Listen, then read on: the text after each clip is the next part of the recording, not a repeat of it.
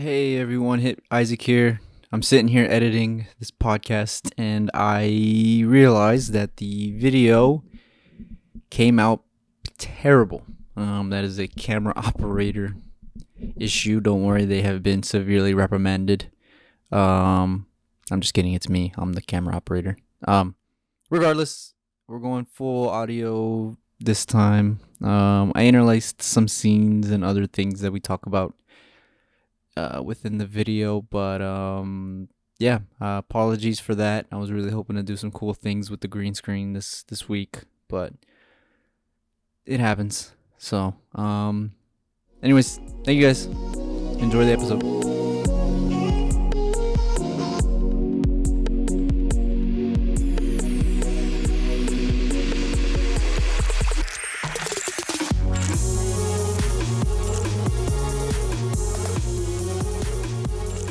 Hello, Hit Play Nation. We are here with a public service announcement. Harry freaking Potter's 20 years old. Like a month ago, but we're getting there. We're getting there. We're here. We're going to talk about Harry Potter today.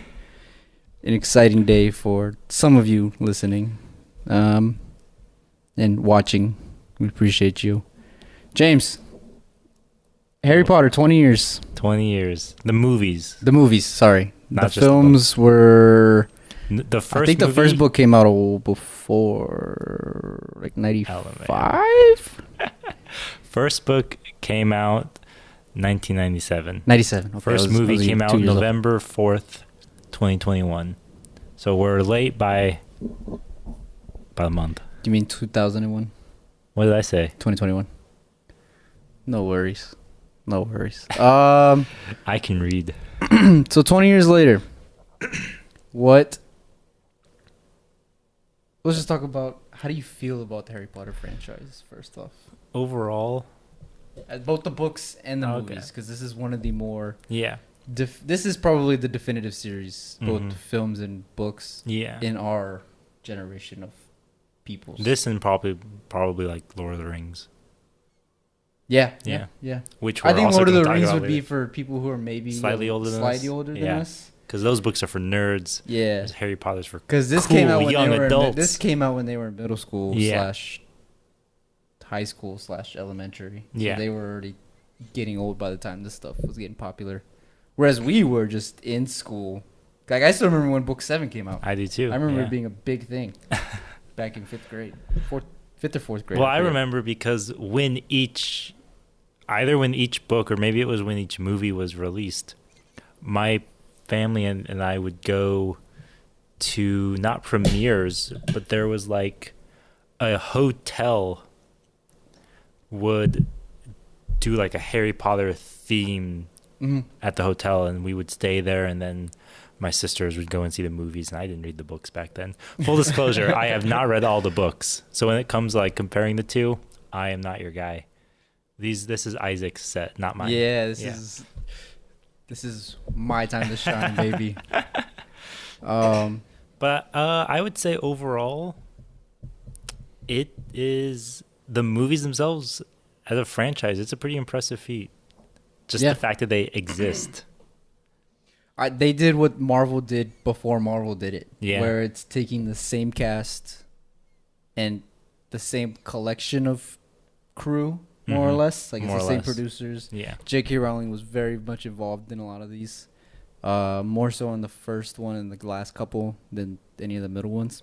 And just kind of being that same nucleus throughout the 7 years. Or, no, decade, really. Through the 7 books / 8 movies, however you want to, distinguish that. Crazy, yeah.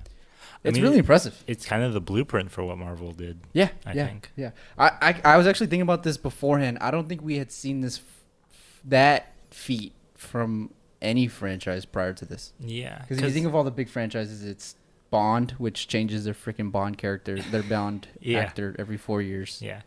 And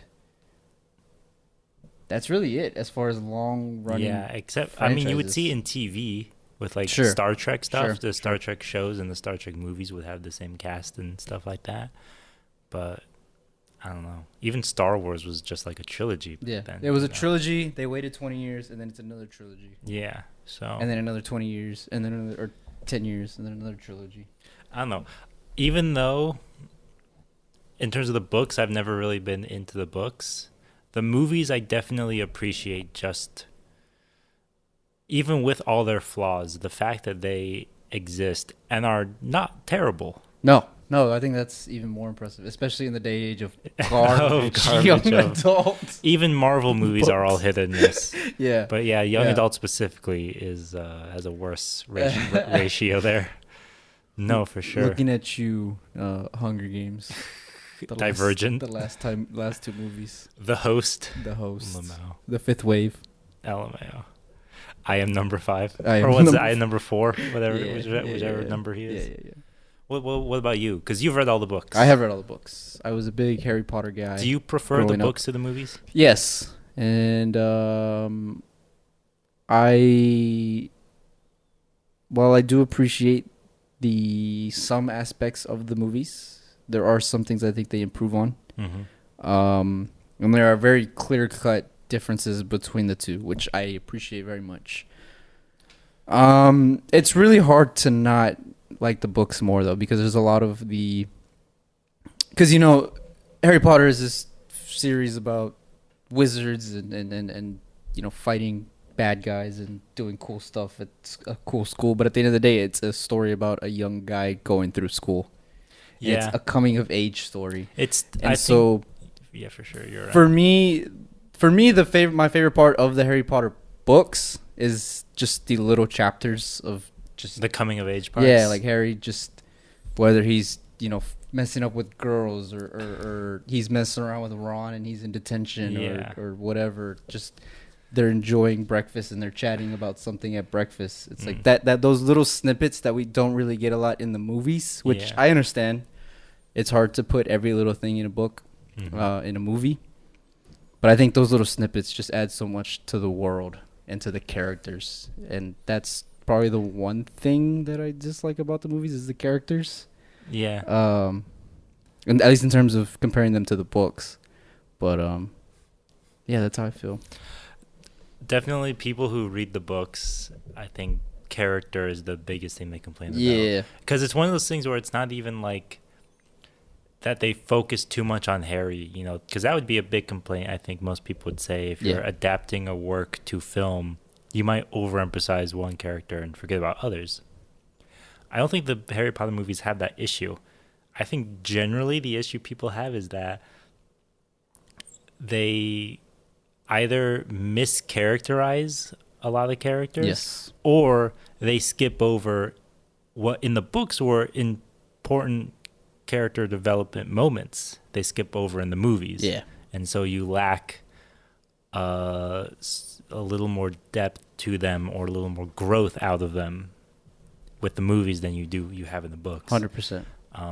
Like, for example, I remember Ron being on the Quidditch team and then being head of house for Gryffindor. And that was like a big defining moment for him. Because he had finally... That was a big defining moment for him and for Harry because he had finally beaten Harry at something. Yeah. And that was like a point of contention between the two of them. And that was going back to like book 1 or 2. He sees that in the mirror. Yeah. And that's like in book 6 or book 5 or something like that.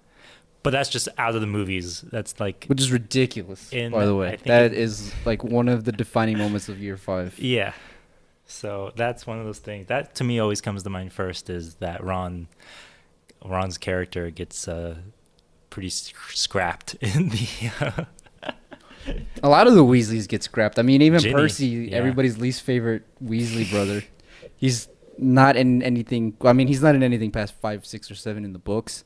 But even 1 through 4, he's like an overarching presence. He's basically their father in the books, and in the movies, he's not in anything past 1. He's just kind of a background character, which is kind of like I don't even remember him. Yeah, exactly.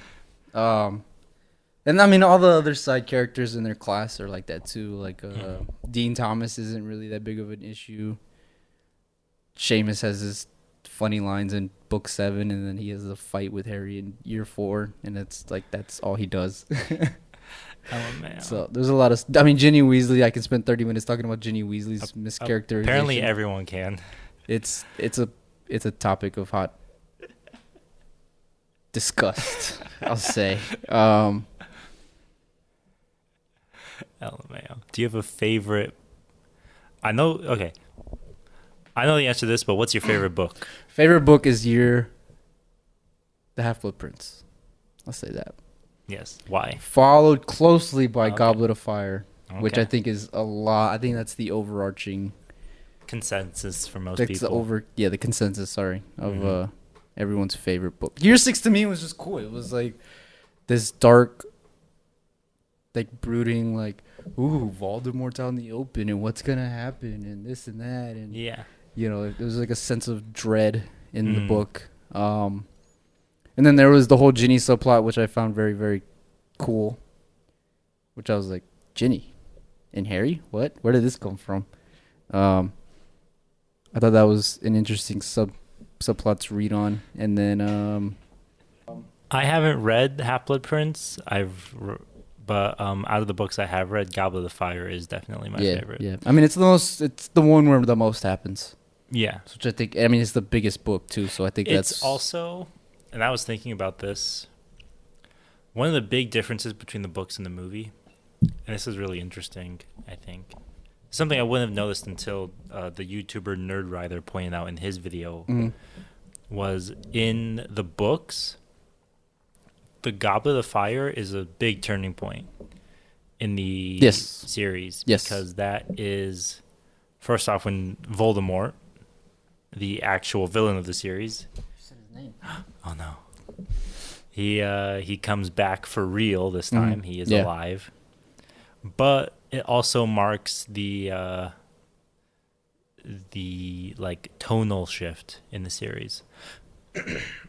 Harry Potter is an incredibly excellent example of what is called the Cerebus effect, which is basically for a series to start out lighthearted and progressively get more either serious or mature in tone. Yeah, it ages with the readers surprisingly well. But book 4 is where that really, where Voldemort says kill despair. That's really the moment where the entire series shifts. Because if you read, I went back a couple months ago and I read through the series. If the first 3, it's simple sentence structure. It's, paragraphs are like 6 pages long. Yeah. It's, I think book 3 is the longest at 20 chapters, excuse me.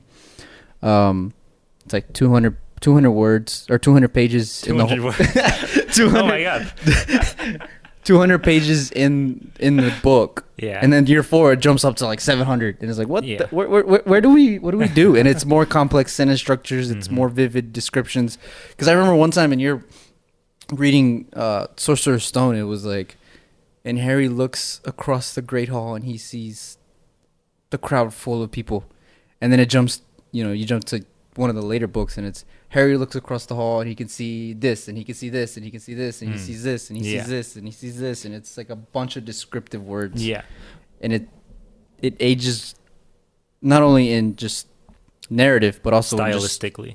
And I thought that was really, really cool to go back and look at. For sure. Because I think a lot of that is helped by the fact that the people reading it were growing up with the books too. At least maybe that was just partially the coincidence that when each book was released, the people reading it were progressively the same age as the characters. Yeah. Definitely. That was definitely probably intentional. But that's just with the series. Because with the films, I think most people agree that Prisoner of Azkaban is the biggest tonal shift in the movies. Yeah. When Alfonso Cuarón comes in and is like, we're not making kids movies anymore. This is legit art. Yeah. Well, it's still Harry Potter. So whether it's art or not is up for debate. But definitely what I thought was super, super interesting was watching for the first time. I watched these movies for the first time. Order of Phoenix, Half-Blood Prince, and Deathly Hallows. Part 1. I had seen part 2, but I had to watch part 1 for the first time. Spoiler alert. There were a lot of cinematic techniques in those movies that Cuarón used in Yeah. Prisoner of Azkaban. Yeah. Like one technique was using CGI to make these impossible takes where the camera would like move through glass and windows and like, through buildings and stuff like that, or time would move like change in one scene where it would be night and then the camera would like pan around a corner and it would be day or something like that. And those all were from Prisoner of Azkaban. So like stylistically as well, both tonally and stylistically, Prisoner of Azkaban is definitely the biggest shift in the series, which is why I think that movie most people probably latched onto as the best movie, quote unquote. But I think the movies perfectly mimic the Cerebus effect in the books, because the movies definitely, like, you know, that image of the Warner Brothers logo progressively getting darker and more rusty as the series goes on. For sure. I think they probably didn't intend to do that. They just got to a point where they were like, this would be cool. Yeah, well, the first one opens up, I think. How does the first one open up? I'm losing my mind. I forget how the first one opens up. Opens up as in like on Privet Lane? Yeah, it opens up like it's typical. I think so. Yeah. Don't come at me in the comments if I'm wrong. But you know, like the earlier ones would open up. They would open up kind of like almost nonchalant. And, hey, this is the opening to another young adult movie and this and that. And, you know, it was very mellow and mundane and chill. And then Half-Blood Prince is like, yo, we just freaking bombed the bridge. Yeah. And we just bombed the whole entire block. And it's like people are dying. Yeah. It's like, this is actually London on fire. What's up? This is real life. And I remember seeing that in theaters and be like, what the hell? That's an example of a change that I appreciated from the books to the movies, where it was like, oh, this is real life. Like, this is, we're not, like, people are actually dying. I thought that was cool. For sure. I love the fact that J.K. Rowling, too, was willing to do that. Was willing to mature the series as it progressed, and as the characters got older. You know, I mean, to be fair, some of the stuff Harry goes through in book one is a normal person would probably be super traumatized by any of that. Freaking like guy with a face on the back of his head. That's, no, but no, for sure. Yeah, well, they don't even treat it really. I know as a big deal when it happens. It's just like, oh yeah, Voldemort, your arch enemy and the guy who killed your parents, saw you, and he's gone. Don't worry about him. It's like, what? Don't worry about it. Wait a minute. Okay, let me ask you this. Okay, ask me a question. Do you feel like, taken as a whole, the plot of Harry Potter is consistent throughout the movies? No, because it feels like it's hard to base my thing off of. I only say that, so I'll tell you my experience with 3 movies in a row.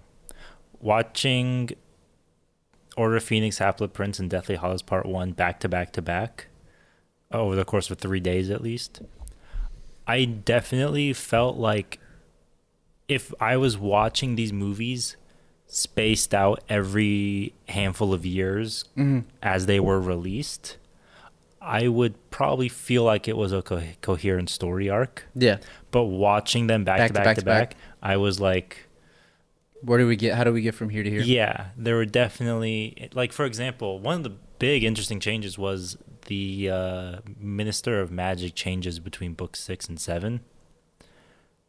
And I only assume that because it's a different actor in book 7 and it wasn't explained. And I was just like, that's probably from the books and I just don't know. Well, but if you read the books, it actually changes from 5 to 6. 5 to 6? Yeah. I don't think he appears in 6, actually. He does not appear in 6. So maybe that's why I thought it was a change from 6 then. Yeah. But you see, even still, that's not even explained in any of the movies. Yeah. So little changes like that, but also just weird. I don't know. The problem is, it feels like, so Rowling has I think famously said, or maybe I'm just kind of thinking that she said this, where she knew already the final chapter as she was writing the first book. Yeah. I think that's a thing that she said. I think she has admitted Or that she admitted as basically had such. the entire story arc in mind from book one.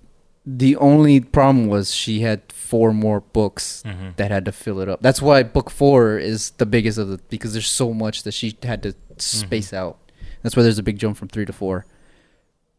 And so knowing that, it felt like, all right, I know it's the classic screenwriter's curse words. I know the beginning, I know the end. How the hell am I going to get there? Yeah. And I think she had that problem where she kind of thought of cool little like story beats. Yeah. You know, like Ginny and Harry just comes out of nowhere. Yeah. It's literally like Harry just turns a corner, sees Ginny making out with another guy, and then he's like, yo, what the hell, girl? Not like that, literally. In his mind, he's like that. But it's just like, what? That doesn't make any sense. Yeah. It just comes out of nowhere. So I feel like she just had a bunch of story beats and had to somehow. For sure. I mean, she's not. Let's be real. She's not making high art here. Okay. So it's, you know, there's a little bit of forgiveness there as far as her story cohesion. Yeah. And it feels like that bled into the movies, where maybe with the movies they could have had one single thread throughout them, and they didn't, and it's just kind of like, what? One of the things I've always appreciated about Order of Phoenix, people always say it's the most boring book and the most boring movie. It is a pretty boring What book. I've always appreciated about it is the fact that nothing happens in it. Yeah. Because it's like 4 straight books of Harry being a main character, and just any possible thing that could happen has to happen to him. And then Order of Phoenix happens, and it's like nothing happens. And I'm like, nice. It's a good change of pace. he gets a break. I get a break. I think he even says they have a big fight in the beginning of the book where he's like, so what's happening? Like, what's going on? Where's Voldemort? And they're like, we don't know, man. He's chilling. Yeah. We're just waiting for him to make a first move. And he's like, ugh! I believe it. It's J.K. Rowling just kind of Being taking like, the audience reaction to the book and encapsulating into Harry. Oh, yeah. I have a theory about J.K. Rowling. I believe that the series as a whole, the books, were heavily impacted by the movies. And I have 2 examples of this. Interesting. The first is probably the most obvious example, which is Hermione, who in the first book was originally described as having like brown skin or like brown complexion, I think was the phrasing she uses. Possibly. And I don't then, remember. like book 1 and 2, Hermione is described that way. But then They cast Emma Watson, and how she describes Hermione changes because, like, in her mind, whatever her original image of Hermione was then became Emma Watson.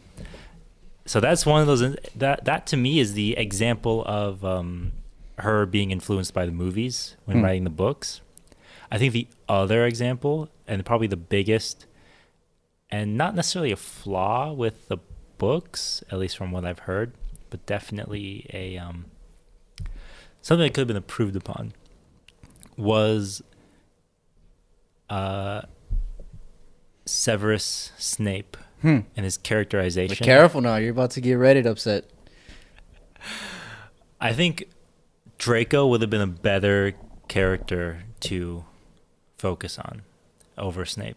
Over the 7 books? Yeah, especially because, as we all learned in English class, Draco is the foil to Harry Potter. And what does he's set up as kind of like, if Severus Snape is set up as being like a villain to the series, Draco is set up as like a villain to Harry. Yeah. But what does he end up doing? Severus? No, Draco. Oh. He helps the Death Eaters. And then he runs away. And then he just runs away. Yeah. And then he kind of joins them again at the end when he had the chance for redemption and he doesn't take it. And she just threw him under the bus for no reason. Yeah. I definitely think that Draco could have had a bit more. That's what I also liked about Half-Blood Prince, was seeing more of him. More of Draco. Yeah. But I knew, because I've seen the last movie, I know where his character ends. And so I'm like... It's a little unsatisfying? It's definitely That's definitely fair. Yeah. Especially... Well, go ahead. And I was going to say especially is the wrong word there. this also applies vice versa to Snape. We're knowing how his character arc ends. Rewatching, and I'm sure rereading too, the inconsistencies don't seem like mysterious anymore. They just seem like Rowling was inconsistent and didn't know what she was doing. She was retconning her own books. Yeah, it pretty felt much. like. Which is how that flashback scene, which is a lovely scene, by the way, but that flashback scene just definitely felt like she was trying to cover her bases. In year 6? In 7. In 7? Oh, yeah. So when he goes through and so in 7, he goes... You watched the movie, you know what it got. It's the same thing in the book. He goes through and looks through all of Snape's memories. Mm-hmm. No, it definitely did feel like that. I think... do I want to critique J.K. Rowling? Do I want to go down that route? Yes. Yeah, why not? I think if they layered it with her with us knowing his fascination with Harry's mom when they were kids earlier in the series, yeah, I think it would have worked better. Maybe. But we don't know about anything like that until I think it's like book 6 or 7. I think it's 6. Yeah. Last night I described the series to somebody as everyone trying to kill Harry Potter because they couldn't get with his mom. Yeah. That's the plot of Harry Potter right there. Because he has that double reverse, double betrayal at the end, and it's kind of, it's nice and it's poignant. Is that the word? Is that a word? Poignant. Yeah. Okay, I'm gonna use it. It's a word. We're probably just not pronouncing it correctly. Yeah, I'm not French. While that reveal is beautiful, it's kind of hampered down by the fact that it didn't feel motivated. It didn't get set up. It's not the classic show the gun before you use it. Yeah. You have to use it. You have to show it before you use it. Which, let's just say, if anybody wants to learn how to use a Chekhov's gun when you're writing, Harry Potter is a fantastic example. Because no item or spell or like magical creature or anything like that, location, nothing gets brought up that doesn't get brought back. Yeah. It's impressive how well she does that.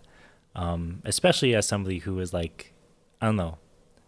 I don't think she was like formally taught writing or anything like that. I think she was unemployed by the time she was writing the first book. Unemployed doesn't necessarily mean uneducated. No. I'm not saying. I'm just saying like she didn't. You know what I mean? Yeah, she wasn't like a writer by this point. Yeah. And so just like the fact that she just naturally could harness that skill is crazy good. It's so cool too to see that done over books, where items like the invisibility cloak or the map that tells you where people are Marauder's walking. map. Yeah, you know the name of the stuff like that. That just like or even when you're talking about the overarching plot, the Horcrux, which go all the way back to book 2, the diary. Tom Riddle's diary. Yeah. That also felt like a last minute. Yeah, it felt like a retcon. Maybe a little bit. I mean, it's probably one of those things where as she's writing, she's thinking, okay, they have to fight something, but like, how are they going to kill him? Yeah. What else can I pull out to? I don't know. Yeah, she does a really good job at it's really, really good world building for the level of sophistication that is here. There's a lot of layers to the world, and yet there's still mystery to the world. Yeah, that's not fully. That's the one problem I have with Fantastic Beasts is I think they're doing too much and they're showing too much in the world. And it's like we don't need to see every single. Like, we don't need a history lesson here in Harry Potter. Like, we're good with the 7 books, 8 movies. And I feel like she was definitely knowledgeable to some degree, about her world and what she created. Yeah. And it really shows. It really does show. And I think that's probably the crowning achievement is just creating this world that... It's also original. Yeah. It's not Star Wars. It's not Lord of the Rings, even though, a lot of people want to compare the 3. Yeah. It's not. It's a kid going to school. Modern version of an older fantasy trope, which is wizards. Mm-hmm. Yeah. It's like in the same way that Twilight was a modern reinterpretation of for vampires. better or worse. For better or for worse. Better or for we have to admit worse. that it did it anyway. For better or worse. Now, okay, the movies. Yeah, let's finally get. Golly, how long are we? We're about 25 minutes in, and we're just not going to talk about the movies. We've kind of talked about them for a little bit. So Prisoner of Azkaban, easily one of the better. Cohesive I would movies agree. for sure. Agree. Sure. Definitely, because if you guys haven't seen it, a YouTube channel called Nerd Rider has a really good video where he talks about the cinematography in Prisoner of Azkaban and a lot of the cool little camera techniques and CGI tricks that Alfonso Cuarón used in that movie, because he only did the one, interestingly enough. Yeah.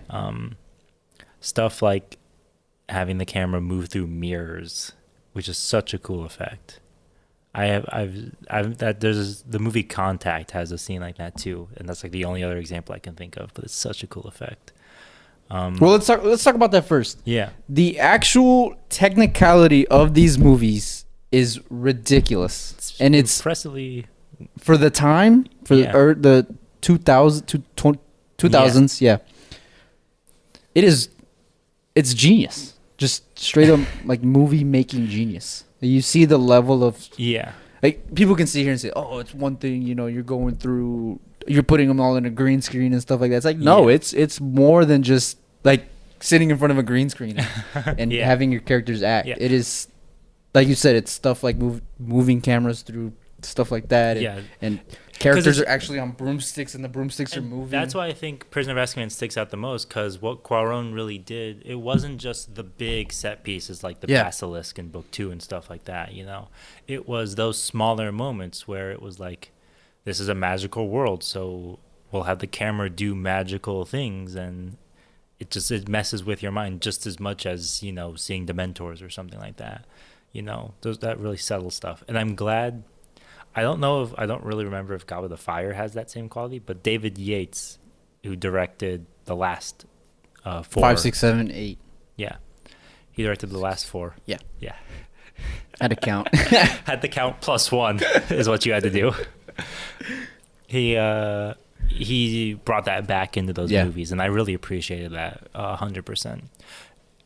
What I love about book 3 and book 4, though, is that I don't know, in those movies specifically, the visual effects just stand out way better than anything else. Yeah. Like the freaking dragon fight in book 4 in Goblet of Fire is just crazy well done. Because you read it and you're like, oh, well, he's in the freaking 20 feet in the air. And then you watch it and it's like, oh, Harry's 20 feet flying. in the air. Yeah. He's 1,000,000 feet in the air and he's going 100 miles per hour around the castle, and he jumps off onto the castle and he's doing this crazy stuff, and it's like, what is going on? That's one of those things.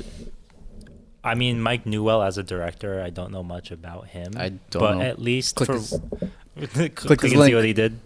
For at least what he did in Goblet of Fire, most of these people were largely TV directors before they did.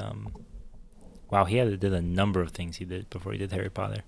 Anyway, what I wanted to say, regardless of what he did beforehand, and everybody knows this is true about Cuarón too, but people will often make fun of CGI and green screen, and that's not real movies. Yeah. But there's an entire different creative, there's a whole other world of creative thinking in order to wrap your head around that and how you would approach it that way. Because most people can approach, shooting something in real life because you can see it right in front of you. Yeah. But to shoot something on a green screen and still have the image in your mind of how you want it to come out, 5 months later when it's done rendering. Yeah. And it's like, Cuarón, we know he can do that because he did freaking Gravity, which is just everybody insane. else, it's impressive. For everybody else, it's actually the fact that they managed to. That's what impresses me the most about these movies. And to your point about the green screen, the thing that always impresses me the most about watching these movies is the layer of depth within the special effects. Yeah, there's always like something in the background. They're in a green screen, but it's not a 2D matte painting in the back. It's there's something moving. There's newspapers moving around a painting, like a guy in a painting is moving around. There's brooms. There's pots. There's just other actors walking. There's just the screen is busy at all times. Yeah, and you get that sense in the book, kind of, sort of, at times, especially like if they're home and they're making dinner or whatever, and Harry says like, "Oh, a knife flew across my face and almost killed me." But in the movies, that just brings more life to the world, and it's not Marvel movies. Mm-hmm. Iron Man and Captain America standing in front of Tony Stark's office, and it's Yeah. just like blank. Yeah. And I might see like not even a bird is going by, not even like cool visual stuff is happening. Mm-hmm. The sun isn't setting, a shooting star isn't going across the sky.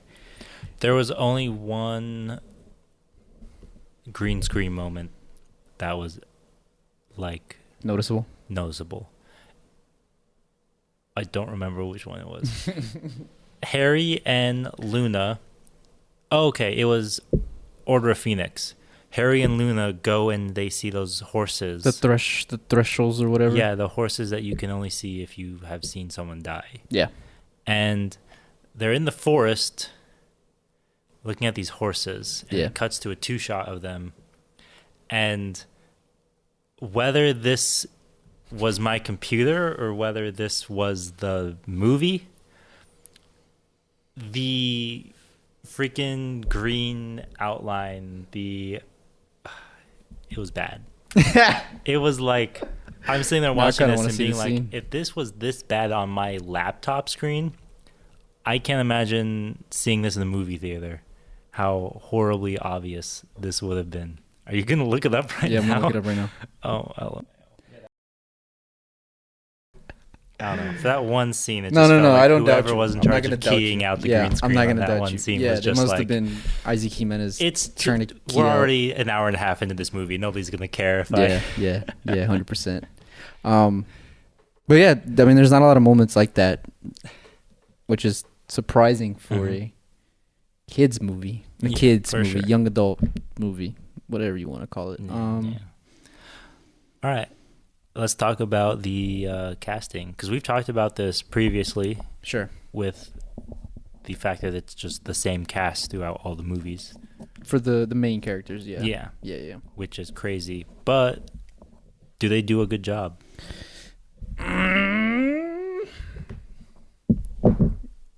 It's a lot of faith to put in young actors starting from book one. I'm going to say yes. But if you compare, I mean, okay. Obviously, it also helps that the actors are their characters. Like if you've heard interviews of them, they are 100%. Yeah, that's at least the big three. Yeah, the main three, they are them, like to For a T. So I think they definitely nailed the casting down. I think it was smart to get Chris Columbus to direct the first 2 movies. He was a really well-known kids director, wasn't Yeah. he? He worked in kids movies before. Yeah, Home Alone. I remember that. Yeah. So for sure, directing kids, that's one of those things where that's what separates the boys from the men when it comes to directors, is your ability to direct kids. Direct a kid. Yeah. I mean, because I've often said the difference in performances comes to a director. Yeah. But children are a whole other... It's very hard to get good kid actors. Yeah, I've seen great directors mess up kid performances. Christopher Nolan. So, absolutely. Yeah. I'm not saying anything. Not gonna name names. Silently agreeing, but also not agreeing, just for the sake to keep this discussion moving forward. I would say it's hard to criticize them because, I mean, freaking to do 8 movies is an insane feat. I mean, that crack is going to show up on the audio That now. something popped bad in my legs. I think I'm gonna feel that later.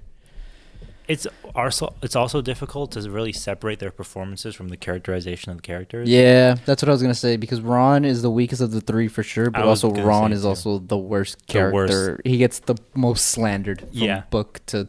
He gets the most murdered, really, from book to film. For sure. Or like with Harry, I feel like Daniel Radcliffe is a good actor, but Harry is, in the movies... Kind of bland. Times, not just bland, but like stupid. I mean, he's stupid in the books. Good to know. That's like half of... Good to know. That's like half of the series is Hermione telling him how stupid they are. I really think Emma Watson is probably the only like really consistent of the 3. Yeah. For all of them, which is in character for Hermione. Interestingly enough. For sure. Yeah, which is surprising because I feel like she And peaked Hagrid. with these movies and then it's just been kind of plateauing. Well, I don't really feel like... Maybe it's her choice of projects. Maybe it's her choice of just her talent. I don't know. I'm not gonna make that a choice, but everything I've seen her post Harry Potter, it's kind of like, well, it's difficult. It's definitely. I mean, here's the thing. We talked about this being the stepping stone for Marvel to be able to do what they want to do, or even for DC to do what they have failed to do. Yeah. So I think it was really difficult for people to see the effects a franchise like this would have on someone's career. Yeah. Because even somebody like Harrison Ford, after doing Star Wars, could still be Harrison Ford and do other stuff. Mm-hmm. Even if people like Luke Hamill, while he wasn't necessarily doing acting, he still became a super successful voice actor after Star Wars. And so I think in terms of, while they are good actors in these movies, even Rupert Grint, who's, Ron is not the strongest character in the movies. Sure. I would still say they're all good actors for what they accomplished and what they they did. It's just a matter of people probably didn't really think you would get tied down to the series as much as you would with how successful this would end up being. So definitely, because even like Tom Felton can't do anything without being known for Draco, despite Malfoy probably having a collective like 10 minutes of screen time in all the movies. That's just what he does now, Yeah. So everybody knows Alan Rickman as Snape and not as the diehard villain. Yeah. Seriously. So even though it's arguably his he's better. I don't know. I'm not gonna get into that argument with Reddit right now. Tumblr and Reddit. Yeah, no. You bring a good point. It's also really interesting that a lot of the side characters are the same and consistent throughout the series. Like, it's very easy for you to recast Ginny Weasley 5 times throughout 10 years. Yeah. It's very easy for you to recast Nolan, the Weasleysons 6 times throughout the 5 years, or 10 years. It's the same actors. But it's the same actors, which is pretty cool because it gives a sense of, like, almost legitimacy to the world. Yeah. To the universe. And the only time the only character that stands out is Dumbledore, because the actor after it's the first 2 actors, or the first 2 movies is one actor, and then the rest it's another actor. But that was because he died. Yeah. So R.I.P. to they had to replace him. Let's talk about that though. That's a big casting change. How do you feel between the 2 Dumbledores?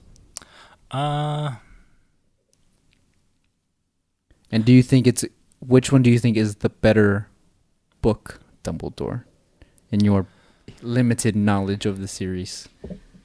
I think the first Dumbledore is probably closer to what the book Dumbledore should be. It's hard to say. Dumbledore is another example of the books being affected by the movie. You think? I think whereas the first Dumbledore is a lot more of a like grand, like he's more like Merlin. Yeah. The second Dumbledore is like Gandalf. Yeah. Merlin is like this. This analogy makes sense to you. Will it make sense to anybody listening? Merlin has the vibe he's of in the books. Being more like in the world at least. That's true. He was Slytherin too. I know that fact for some reason. Merlin is more like, a super. He's just friendly, more grandiose. He's like a grandpa. Yeah, he's like almost a grandpa. Whereas Gandalf is like your uncle. Kind of an anti-hero. Your crazy uncle. Yeah, he's like a weird anti-hero in a weird way. Because he's just so focused on He'll one thing. He'll show up to your house, get drunk with you, and then pop off a bunch of fireworks to end the night. Yeah. That's Lord of the Rings reference, by the way. Well, that's more or less a Hobbit reference, too. True. But I think when that change in actors was made, I think that also affected how Rowling wrote she wrote Gandalf. The books? Because she then was kind of writing to that actor in a weird way. And I think Gandalf's characterization becomes more and more. It also doesn't help that Gandalf as a character over the course of the books becomes more... Wait, are we talking Lord of the Rings or are we talking Harry Potter? You just said Gandalf. I said Gandalf? Yes. Dumbledore. This just turned into a Lord of the Rings podcast halfway through. So we're talking Dumbledore. Okay. Yeah. Okay, So sorry. I when just wanted to make sure. Daenerys shows up in book 7, Oh man. And then Zeus pops up and is like, I "Yo, know. I have the lightning bolt back." What the hell? No, that's fair because I think the definitive Dumbledore part is book 5 when he fights Voldemort and it's like, oh shit. Yeah. Like this is the battle everybody's been wanting. Yeah. Like, Voldemort was this was the one guy Voldemort was scared of, and they're about to go 12 rounds in the middle of the Ministry. And then they go 12 rounds in both the book and the movie, and it's like, oh shit, that was worth it. That was so dope. Yeah. And the level of physicality that Michael Gambon, I'll look up how to pronounce it. we'll get the IT on that real quick. Michael Gambon brings to that scene, I don't think the original Dumbledore could have pulled off, which was look him up too, because I feel bad that we're not mentioning him. But yeah, there's just that scene, and then it's in the book at least. It's like 10 minutes later, Dumbledore. A scene later, Dumbledore's like, "All right, Harry, sit down. We're gonna have a real man talk." So in books, in movies 1 and 2, Dumbledore was Richard Harris. And R.I.P. in the last movies, Dumbledore was played by... Wow, it doesn't even... There's so many people in the cast, it doesn't give me a list. Michael... Oh, how am I going to pronounce this? Gambon. Who actually did play Gandalf. Right? Who played Gandalf? Oh, that was Ian... That was Ian McKellen. Sorry. They all look the same. They're all British. Sorry. We can't... I'll cut that out. We can't do a Lord of the Rings podcast anymore. I just pissed off so many different fandoms. Sorry. I forget. I have brain farts. The way that they look so similar, though. The way that you're talking about Harry Potter is how I'm going to talk about Lord of the Rings. They look so similar. It throws me off sometimes. Anyways. So anyway, Christopher Michael Lee Gambon. as Dumbledore. Christopher Lee was Snape? No, I'm just kidding. Starts with an S. Yeah, I just think that was a dope moment, and I think... Oh, yeah, for sure. People say this is the most boring movie, but that fight scene happens at the end. Yeah, and that's like the... Well, the problem with that book is that all the cool shit doesn't happen for the last 3 chapters. Yeah, that's true. Like, it's Which, literally by the just... way- It's half of the book is Harry in detention. Yeah. And it's like, all right, I didn't actually come here to play the game of bully. Like, I want to actually read something cool. What the hell's going on? Now, I can say this as somebody who has read the book Order of Phoenix. That final... Okay, my big issue with Order of Phoenix and Half-Blood Prince was that the endings were really rushed. Yeah. Yeah, I remember we watched Half-Blood Prince again. Yeah. And I was like, it ends like this? Yeah.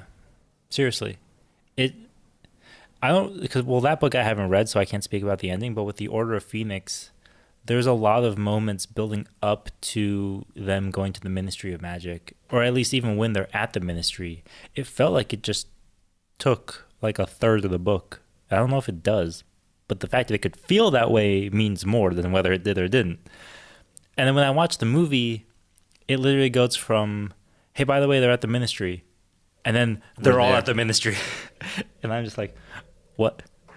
And then it's like, now we're fighting. And now Voldemort's here. I'm like, okay, hold on, slow down. And then Sirius dies. Spoiler alert. Yeah, no. Spoiler alert for the entire series, by the way, guys. Snape kills Dumbledore. A lot of people die, apparently, in this series. No, that's valid. I think a lot of the endings for the books are kind of bad. Not bad. You know they're just kind of eh. I feel like Harry Potter as a whole has done a very good job of avoiding plot armor as a cliche. Obviously, Harry, Ron, and Hermione are going to have plot armor. Yeah. Because they're the main characters.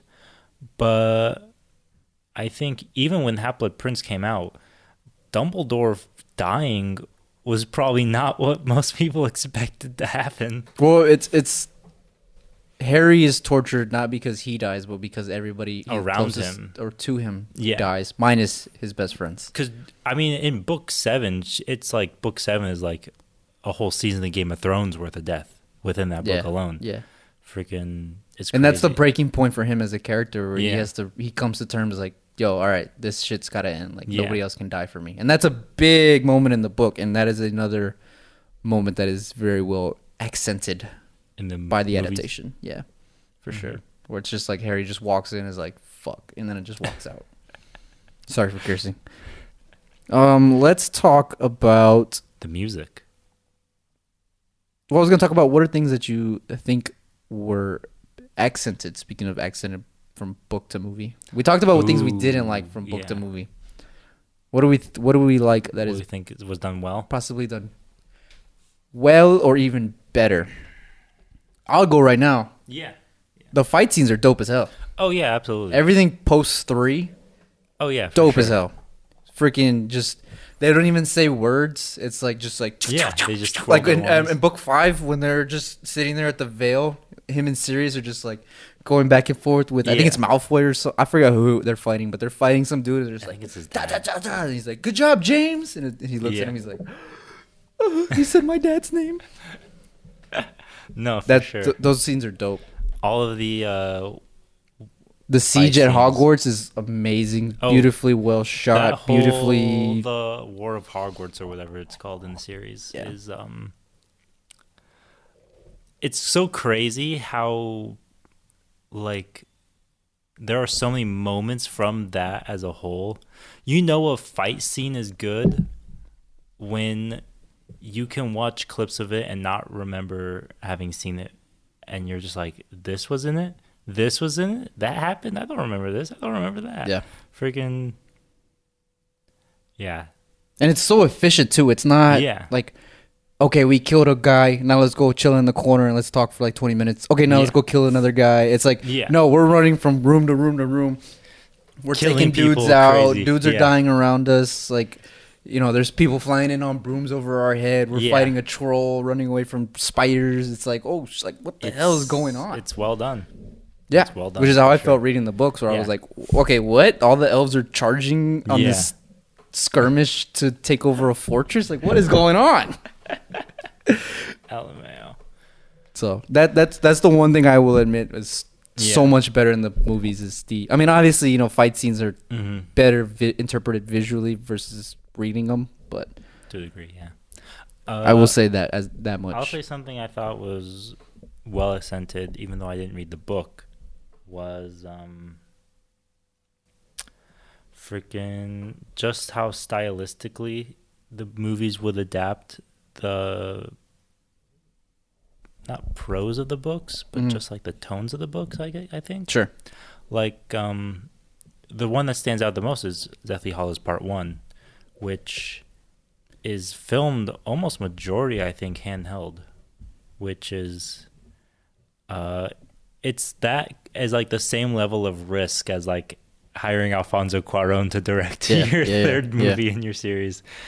And that was one where I was like, because that's the movie where they're on the first half of Everything Falls Apart and things haven't been put back together And yet. you can just feel it just in the Yeah.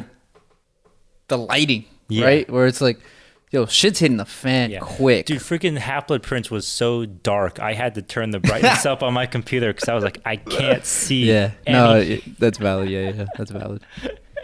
But no, that's a good. Deathly Hallows Part 1 is good, motivated. Yeah. Shaky cam, which ish, you know me. It doesn't have to be motivated for me to like it, but for people who hate it, it can have an emotional purpose. Mhm. And Deathly Hallows Part 1 There's also fulfills that. Feeling of loneliness too. I mean, the first Yeah. half of the first really 3/4 of the book, they're by themselves, Yeah. and you feel that with the camera, where it's wide shots of Harry, walking along a forest or. There were I watched that earlier today, and there were so many shots where I was just like, "Is this just a bridge?" Oh, all the way down there in the corner, you can just see them. There were seriously a lot of shots that was like that. Yeah. And I was like, "Yeah, that's a good point. That it's conveying that loneliness. That's crazy." No, for sure. That for me is something I think accentuates the movies From book to movie. from book to movie for sure. Mhm. But other than that, I mean, like particular scenes or moments, I think the ending, the Goblet of Fire, stands out the most. I think With when they're at the graveyard, mhm. when Cedric is deaded Shout out to my boy Robert Pattinson. Robert Pattinson. The only actor from Harry Potter who has managed to make somehow projected upwards. He did it twice. He escaped Harry Potter and Twilight. Yeah. He's untouchable. How does he do it? He can't keep getting away with it. Yeah. Is he going to do it with Batman, you think? Ooh. Will he? 3 franchises in a row? I don't know. Harrison Ford could do it. Maybe he can. Yeah, that's a good one. I'm trying to think what else I would say is better in the movies. You know what? The visualization of the Dementors that's pretty good cool as well. as hell. Yeah. I love those characters. Mm-hmm. I mean, they're not characters, but just how they look. Yeah. I just love the way that they looked, even when I was a kid. It's a good one. Yeah, that's a good one. For sure. Yeah. Now, okay. Are you still thinking? No, you go ahead. What are we doing? Music. Let's talk about music. Yeah. Let's talk about the music. Iconic score. Oh, absolutely. What the hell was that? Anyway. We have Dementors of our own. Someone heard us talking shit. Who freaking is the music? It's John Williams. Yeah. I was gonna say, I was like, it's so melodic. It must be John Williams, and I almost doubted that for a second, but nope. And it actually is John Williams. John Yeah, Williams he did the himself. first couple, and then I think they went with a few other people. Yeah. This guy, Alexander. But I mean, he sets the template for everything. Oh yeah, because the whole his franchise. theme that theme is used throughout the entire franchise, which is a really good theme, and I think it conveys the kind of like wonderment of the world and the. I don't know. To me, every time I hear that theme, I just think of Harry when he first sees Hogwarts and he gets wide-eyed, and it's like that conveys that sense. Yeah, phenomenally well. Mm-hmm. And it's like that's just a present theme throughout the book, or throughout the books that is present in the movies, which I think is really well done. For sure. And the music also ages with the books or the movies. In the beginning, it's more like happy, cheery, like I'm determining a sense of myself, and then at the end, it's just like it's like slow violins and stuff like that. There was a moment in Deathly Hallows Part 1 where I forget what's happening. It has to be like when they're dealing with the locket, or maybe it's like after they find the Sword of Gryffindor. But there is a moment where there's no dialogue, but the music was just like they just went to like Ableton and went to bass and just selected like the lowest hertz that they could. It was like just a single bass note that was so like suspended, and I was like, what the heck, my guys? Yeah. I was like, can people hear this from outside?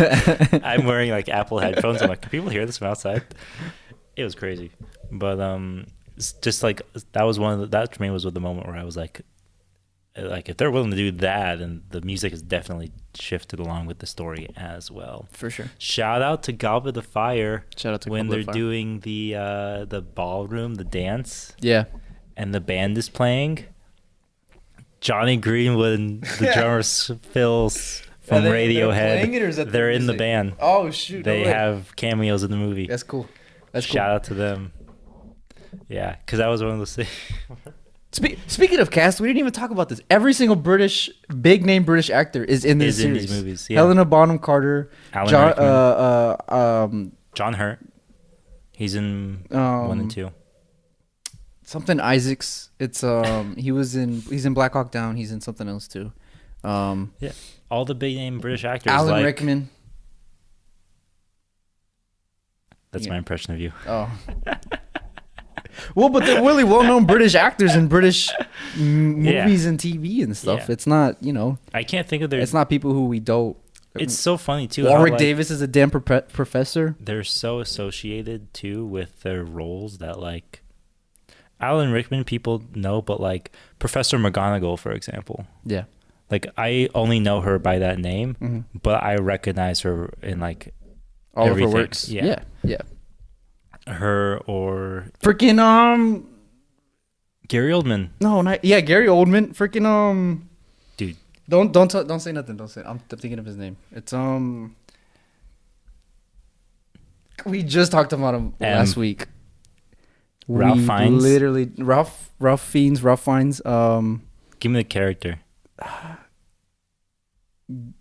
Gilroy Lockhart. He's the professor in book 2. Oh yeah. It's Dude, we literally just talked I about have him to a couple control weeks F. ago. Lockhart. He's There in we go. Tenet. Kenneth Braun. There you go. Thank you. God, I'm sorry. Sorry, Kenneth, if you're listening. But Kenneth Braun, Jonathan Isaac is the name of Malfoy, the senior. There you go. The dad. Or Jason Isaac, sorry. Kenneth Braun. Kenneth Braun. That's crazy. Yeah, so it's like really well known, at least British actors in British media. Maybe they weren't as popular as they were in America over here. Because we don't really know their names off the top of our head. we don't know British people. Yeah. But, I mean, you go through their IMDb page, and they're in a lot of works prior to this. Oh, yeah. So I think that brings also a legitimacy to the series. Oh, yeah, for sure. Freaking, who's the guy who plays, the werewolf? Yeah. What's He's his name? boy in the striped pajamas. Yeah, David. His last name. Thewlis? It looks like Thewlis. Thewlis? I swear I've seen him in so many things, but All right, let's any other topics dude, Gary Oldman. before we go through our rankings of each movie? Just Gary Oldman as Sirius Black. He's my favorite character, I should say. Oh, easily. Easily my I think favorite he's character. a lot of people's favorite character. For sure. Other than the Tumblr girls liking Malfoy for some reason. I guess they like dark and brooding men. Did you ever do the Pottermore house sorting? No. I wasn't that into it. I got Slytherin. No, I wasn't that into it. And then I freaking went to the Warner Brothers studio lot. Not the Harry Potter place. The one in Burbank. Yeah. Okay. I didn't go to the Harry Potter theme park. I just went to the Warner Brothers studio. Yeah. They have some stuff there. Yeah, they had the sorting hat. And Yeah. They put me in Gryffindor. So which one is accurate? I don't know. But I would prefer Slytherin because I think that's Have you cool. been to the Harry Potter world at all? No. Do you have any desire to go to the Harry Potter world at all? Not really. It's cool. Road trip. I'll say Let's that go. much. I'll say that much. It's cool. I've been Okay. twice. Nice. It's You're such a nerd. I'm not a nerd. I'm just enjoy the series. It's a good series. All right. It's cool. It's cool. Sorcerer's Stone. Sorry. Philosopher's Stone. Which one is it? Ooh. Are we British or English today? It's Sorcerer's Stone. I mean, American. Are we British or English? All right. Sorcerer's Stone. I'm gonna give it a solid B. I think it's a good foray into the series. I think it's a good adaptation. It's not offensive. It's not to the level of later works, but as a first entry, it's good. It's good. It's nothing. It's nothing bad. So I would agree. I would say it's B. Yeah. Chamber of Secrets. This is honestly my least favorite book. So Yeah. by default, it's my least favorite movie. So I'm gonna give it a C. Well, okay. Are we ranking this in terms of how we think the movies are in a vacuum, or how well they are adapted? That's a good question. We could do the movies. We could do both. We do both. Okay, we'll do both. Okay. So book 1, it's an A adaptation. I think it's a B movie in a vacuum. Sorcerer's or Chamber of Secrets. It's a C. It's a B adaptation. And it's a C movie. And it's a C movie as a result of, because I think that's just my least favorite book. Chamber of Secrets is interesting because it's one of those where I've seen it a number of times, but every time I see it, there's always like a new scene added in a bad way. Yeah. Where it's like it's just weird. It's weirdly slow, oddly paced, that a new scene will show up and it's not like, oh, I didn't know this was here. It's more like, God, when are we going to get to the interesting parts? Yeah. How many other scenes do I not know about? I think that was Rowling once again just having like different beats in her head and just like To me, it felt like 1, 2, and 3 are episodic in their procedurals. At least the way she wrote them, and then 3 onwards is where there's an actual through line through the series. Even though Tom Riddle is first introduced in book 2, the actual story of him as a villain doesn't appear until like before. Yeah, even though Voldemort isn't present in 1 and 2, it doesn't really doesn't feel like a big threat until 4. Yeah. Anyways, moving on. 3. Book 3 as an adaptation is an A, and then the vacuum is an A. Yeah, I would 100%. agree. Cool. 4. As an adaptation, I think it's an A. And in the vacuum, I would also say it's an A, I think. They should have shown us that World Cup, man. True. They should. It's going to take down a point for not showing us the World Cup. That is the biggest, like, the Quidditch tease in the history of movies, is this dope chapter where it's Yeah. two of the greatest Quidditch teams, and they should have shown it. It was a hyped up moment. Golly, they should have done it. They should have just showed it to us. Other than that, it's good. So I'm gonna give it a B, just because it didn't give us a Quidditch moment. You're a $1 billion franchise. Come on, you can't add at least a 10-minute scene. Come on. LMAO. Whack. You know there were storyboards for it, Whack. and they probably absolutely. Yeah. Oh just yeah. I didn't know. do They anything 100% probably shot it. And they were just like, no, we're not gonna spend time on maybe, this. Maybe. Stupid. All right, book 5. Book 5. Order of Phoenix. You go first. It is a. Also, I'm gonna say a B adaptation. There's a lot of stuff missing here. I was gonna say it's also This one, I think this is the book where the most is cut out. Yeah. Because there's a lot of subplots and other things that are That's just true. like the one thing that's focused on mainly is Harry's insistence on saying "F you" to Umbridge. Dolores, yeah. Very much validated though. We love our teachers here, but not that one. That one sucks. And then that's really it. It's that and Dumbledore's army, but there's other things going on. Yeah. In Cho the Chang series. There's Cho Chang, which is like brought up once and then never brought up again. There's like Harry's. Well, there's a whole process of Harry being outcasted to a degree. Yeah. It's just him and Hermione and Ron just kind of like going on their own because nobody wants to believe him in what he says. Voldemort's And it's hinted at with the fight with Seamus, but it's never really thought up on. Like people treat him like shit in year 5. Yeah. I think the reason why I like even the Hufflepuffs, I think, don't even want to talk to him because Cedric died the book before, and it's just that's just not a thing. They're good at finding things; they're just not good at finding the empathy. Yeah, So I think for that, I think it's going to be at least a B adaptation. Yeah, and probably a B movie. I don't know. That fight scene at the end is pretty dope. I'm gonna say a solid A-. I think Order of Phoenix gets a bad rap for not really being. I mean, it's kind of valid though. The first half of the book absolutely is boring as hell. But I still think it's a good adaptation. It's a good ending. It's a great ending. Yeah, for sure. It's just. So I would agree with you. All right, 6. 6, I would say, is about a C adaptation. Yeah, it's pretty bad. It's really freaking bad. It's got a lot of cut out of it as well, but not as much as 5 does. But it's still like it seems like they went 11 on the dark and brooding, and they could have cut it back. It's just funny a little too bit. because I think they went all out on the dark and brooding, but I also think they like the romance between Hermione and Ron was over focused in this book too. I hated that so much. My least favorite part about Harry Potter is all of the romance subplots. I hate that so much, just personally. I don't know. And the problem is they also kill Ginny's character. Yeah, that too happens in this book as well. Her character is absolutely butchered. And I also think Dumbledore is butchered. And I mean, like, Dumbledore is manipulative to Harry throughout the entire series. Yeah. But in this book, or at least in the movie, it's like almost, what's a good word for it? I don't know. It's bad. Yeah. His it's definitely not the greatest. The way he treats Harry in that movie, whether that's accurate to the book or not, but I can tell it's a terrible adaptation because in a vacuum, it's a terrible movie. Because in the vacuum, I would say it's a C for sure. It's my favorite book, and so to see it be so subpar, it's like Because I remember when I finished watching it, I came up to you and I was like, "So this is your favorite book, right?" Yeah. Not your favorite movie. Not my favorite movie. 100% not my favorite movie. I had to clarify that first before off. Yeah. All right. It just there also could have been an amazing ending scene. So six ends with his funeral, with Dumbledore's funeral, and they don't do it in the movie. They don't end on the train like they do in the rest of the series. It's at the funeral where Harry basically tells Ron and Hermione like, "Yo, I'm gonna go do this thing." And he does it in the book, but I think it would have been so much better if it was in the funeral. There should have been a funeral scene. Because he even tells Ginny, like, "Yo, I'm leaving."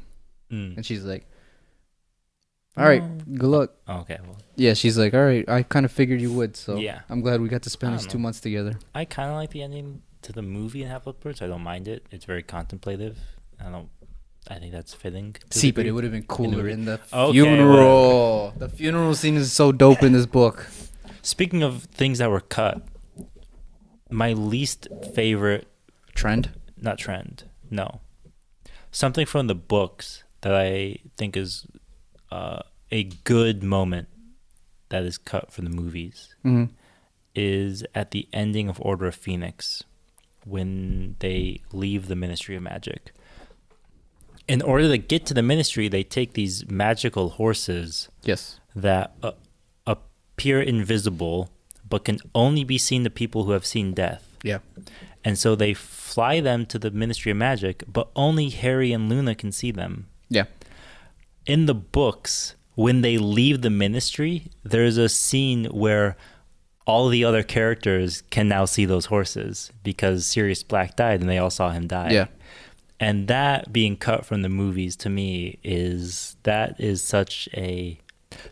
big a turning point for me as Cedric dying in book 4. They all grow up with Harry at that point, where it's like they could never sympathize with Harry or empathize with Harry because they had never experienced the hardships that you know, and that's a big thing that Harry struggles with is both of these guys have loving families. Both of his friends have loving families, and he doesn't. He has nobody to go home to, really.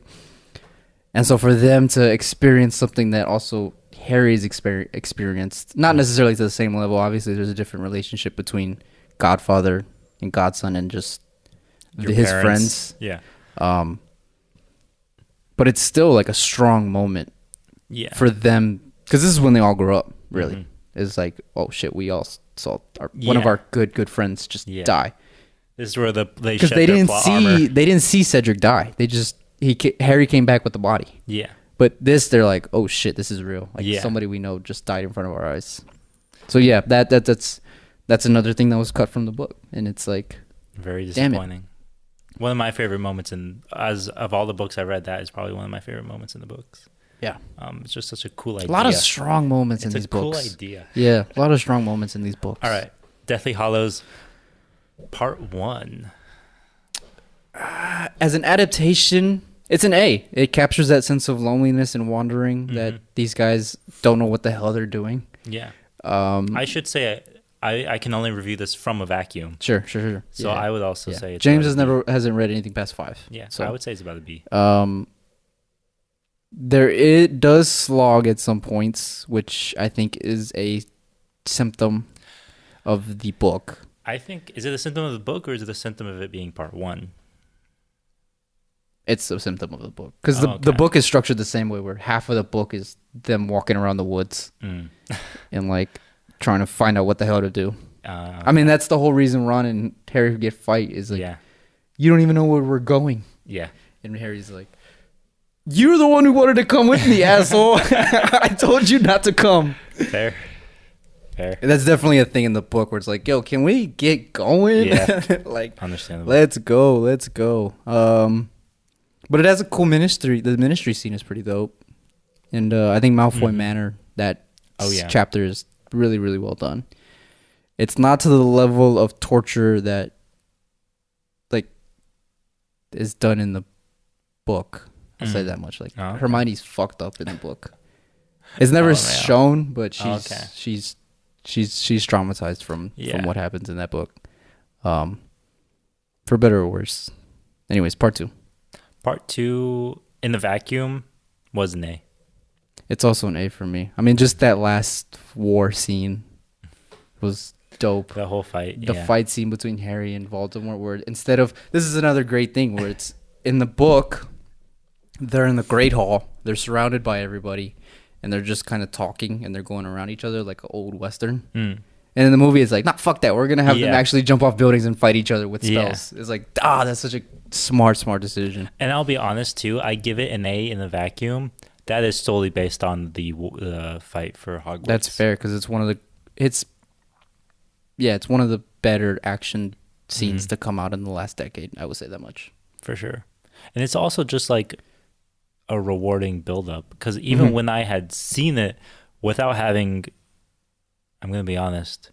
I think when I had seen it back when it came out, I don't know if I had read all the books by that point either. Sure. So even seeing it, like, in a complete vacuum back then, I still thought that it was just like a fantastic ending to something that I just didn't know anything about, but I understood it as an epic ending. And it captures that it's so somber. Yeah. It's like we're watching this place we grew up with, and really, like, we're going through Harry's eyes of like this place that we grew up with, our second home. Mm-hmm. Like characters we loved just die. Like Yeah. the world's dying around us. Characters are dying around us. It's like it just captures that sense of war just perfectly well. Mm-hmm. I remember it being good enough that I still think I'm gonna watch part 2 tomorrow, even when this podcast it's is a over. really good scene. Yeah. Everything before that is kind of like, just classic Harry Potter. Yeah. But that scene in particular, and I'm really happy that they decided to make it part 1 and part 2. Yeah. That was such a smart decision on their part. It sucks, even though that it caused the trend that everyone we have nowadays. copied it. It's so horrible. Looking at you, Mockingjay. It was so smart for them to do. 100%. Because there's just so much that they needed to do. So for sure, just to at least show. I mean, just to spend an hour and a half on just the war chapter, the battle, the chapters of the battle. Excuse me. Mm-hmm. It's pretty cool. Anything else?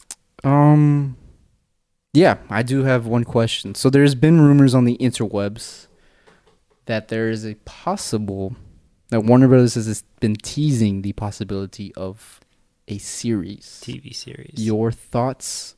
I was actually going to ask you about that at some point, because I think I kind of feel the same way I do about the Lord of the Rings TV series, which I know the Lord of the Rings TV series is not going to readapt. Technically, it's a prequel. Yeah, it's not going to readapt. It's set in the universe. It's set in the universe. Yeah.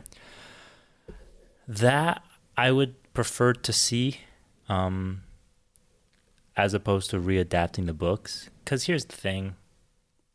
You did it once, and it's done so well, even with all the flaws and mistakes. Sure, it would be cool to see the all of the elements of the books put to the screen. Sure. But you've already done it once, and you did it well enough. Don't ruin it with don't try to top it either. That would be worse. Yeah. I would love to see something set in the day of James Potter and Snape back when they were in school. That's what I would like to see. A lot of people on Tumblr want that too. For a different reason than I would. No. But it's understandable. I think a series like that would be cool, even if it was like their last 4 years together or something like that, where it's the Marauders and the four of them, and seeing maybe we get some characterization out of Peter Pettigrew, the guy who betrays Harry's family. Mm-hmm. We get more Sirius, we get more Lupin. For sure. Yeah, I'm kind of in the same boat. On one hand, it would be really, really cool to see like proper characterization of Ginny and Ron. But on the other hand, I mean, it's just these movies are so solid. Yeah. And they stand the test of time so well. Even with all their mistakes and flaws. Mm-hmm. And they're not even, the thing about it, we say mistakes, but they're not really mistakes. They're just intentional omissions that we may not agree with, but it's not like not bringing Robert Duvall back for Godfather Part 3. That's a mistake. It's not like casting your daughter for Godfather Part 3. Yeah, exactly. That's a mistake. Yeah, exactly. Shout out to my man Coppola. But yeah, those are mistakes. Yeah. All right. This is not a mistake. Now let's rank Fantastic Beasts and freaking... let me ask you. Let's talk about that for like 10 minutes. What's it called? The Cursed Child? I've never read them. I never read it. The Cursed Child, do you know what it follows? Yes, it follows his son. I've heard it's trash. I've heard it's also trash. I heard it's basically fan fiction. Yeah. It's not even written by J.K. Rowling either. It's a play. Well, even still, it's not written by... No, I'm saying, but though it was written as a play and then they yeah. novelized it. I remember reading that the biggest problem with The Cursed Child was that its characterization of the adult Harry, Ron, and Hermione was off, even more inconsistent and worse than because it was one of those things where it was like you would think that Harry, having gone through what he did as a kid, would empathize with his kid going through something slightly similar, but apparently he doesn't in The Cursed Child. Yeah. So what can you do? Just a big fu to. Yeah. That's just from the like hour-long review of it that I watched. I didn't read the book. I haven't seen the play. Yeah, I have no interest in Now, reading those. I've seen the first Magical Beasts movie. How'd you feel about it? Directed also by Chris Yates. David Yates, sorry. I don't know why I said. I was thinking of Chris Columbus, sorry. David Yates. David Yates. Yeah. I remember it as being interesting, but interesting is never necessarily a Should be good noted compliment. that these are also written solely by J.K. Rowling, Yeah. the movies. There wasn't, like, she had collaboration and she was a producer on a lot of these movies, but she wasn't a screenwriter per se. Mhm. I think except for the last one, I want to say she was a screenwriter. Don't quote me on that, Tumblr. But she solely wrote Fantastic Beasts. Mhm. At least the first one, to my knowledge. And the second one, the she was second the one. only credited screenwriter. Yeah. The only credited screenwriter. I remember watching it and thinking this is interesting, Yeah. but Do we need more doesn't of really this? go beyond that for Yeah. me. Like the parts that were I hate saying things are interesting, but for sure the parts of the wizarding world I wish they explored, they didn't.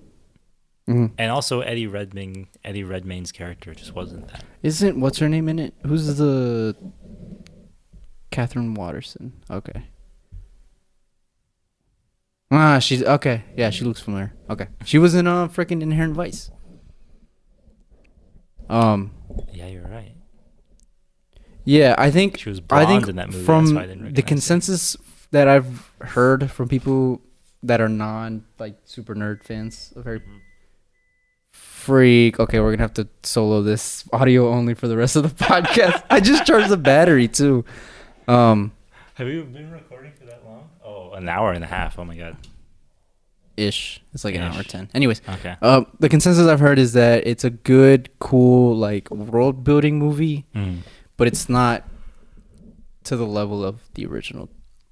Yeah. Like, it's cool to see America, Mhm. the American equivalent of Hogwarts and stuff for like sure, that, for sure. but it's not anything special to write about. And I think it's dumb that they're doubling down and they're going like full. Hey, we have Let's a young. do 7 of these. Yeah, we have a young Dumbledore now. There's a whole Yeah. trilogy, which I think is dumb.